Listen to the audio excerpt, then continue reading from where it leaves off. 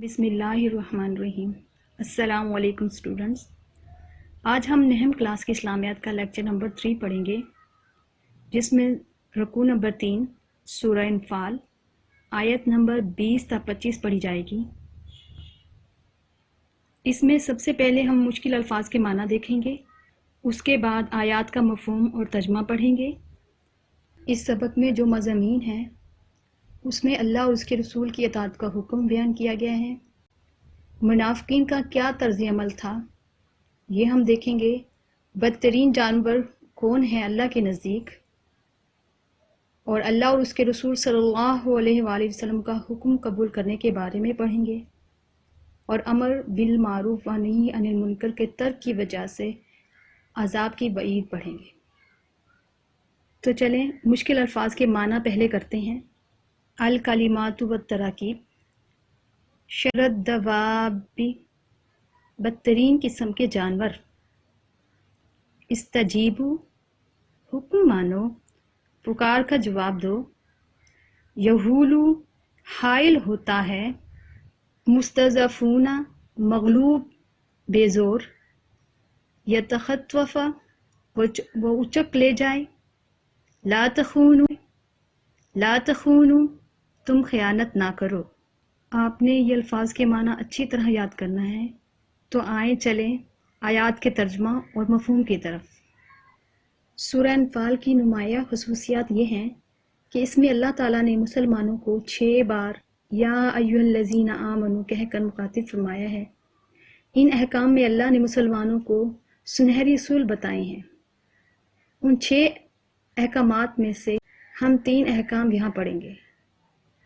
یا ایھا الذین آمنوا، اے ایمان والو، اطیعوا اللہ ورسولہ، اللہ اور اس کے رسول کے حکم پر چلو، ولا تولوا عنہ، اور اس سے روگردانی نہ کرو، وانتم تسمعون، اور تم سنتے ہو۔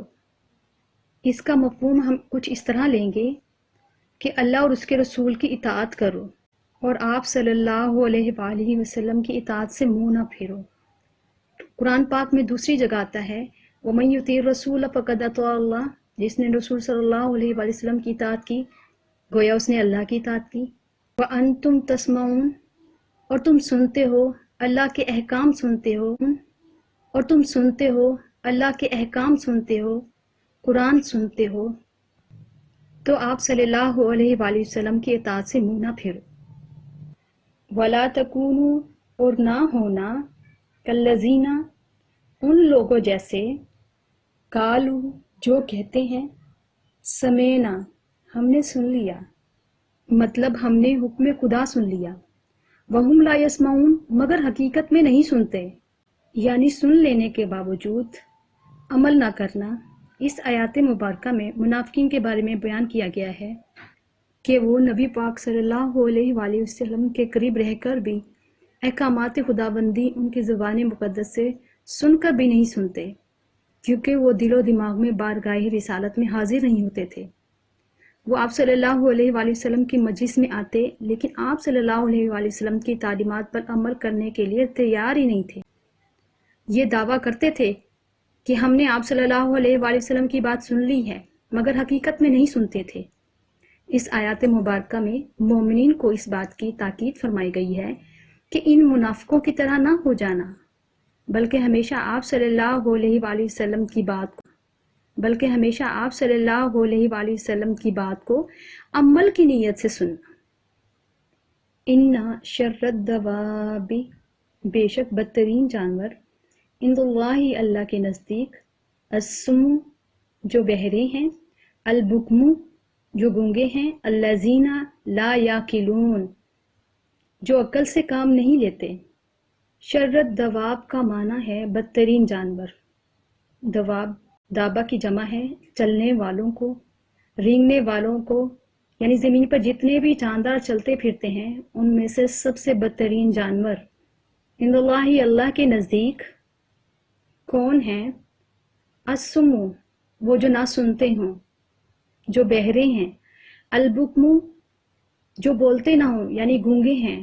اس سے مراد کفار و منافقین ہیں جنہیں اللہ تعالیٰ نے عقل و شعور سے نوازا لیکن وہ حق کو سمجھتے نہیں تھے، جو حق کی بات کو نہیں سنتے تھے، جو اللہ اور اس کے رسول صلی اللہ علیہ وآلہ وسلم کی بات نہیں سنتے۔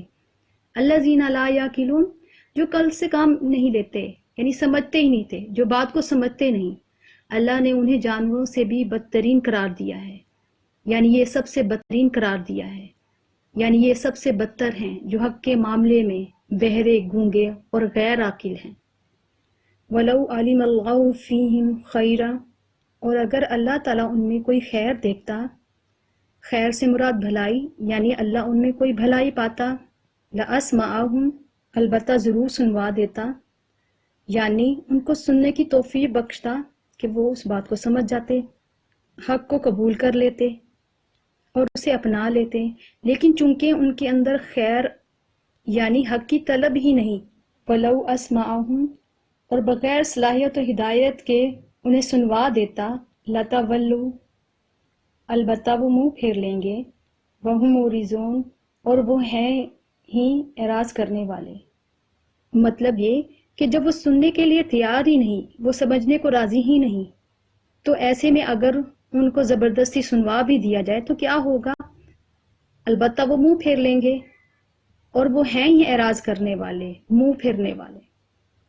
یا ایھا الذین آمنوا استجیبوا، اے ایمان والو حکم قبول کر لو، للہ وللرسول، اللہ کے لیے اور اس کے رسول کے لیے، اذا دعاکم، جب وہ تمہیں بلاتے ہیں ایسے کام کے لیے، لما یحییکم، جو تم کو زندگی بخشتا ہے۔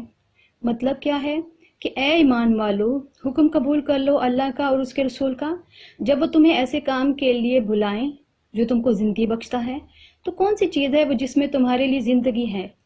یہاں ہر وہ چیز جس کی طرف وہ دعوت دیں، سب سے پہلی دعوت ایمان کی طرف ہے، پھر اس کے بعد کتاب کی طرف یعنی قرآن پاک کی طرف، یعنی ہر وہ چیز جو تمہیں زندگی دے، جو تمہاری اصلاح کرے، تمہارے اندر روشنی پیدا کرے، تمہارے دلوں میں سکون اور اطمینان پیدا کر دے، ایسی دعوت کو قبول کرو۔ مطلب یہ کہ صرف اللہ اور اس کے رسول صلی اللہ علیہ وآلہ وسلم کی بات مانو اور اس پر عمل کرو، اسی میں تمہاری زندگی ہے۔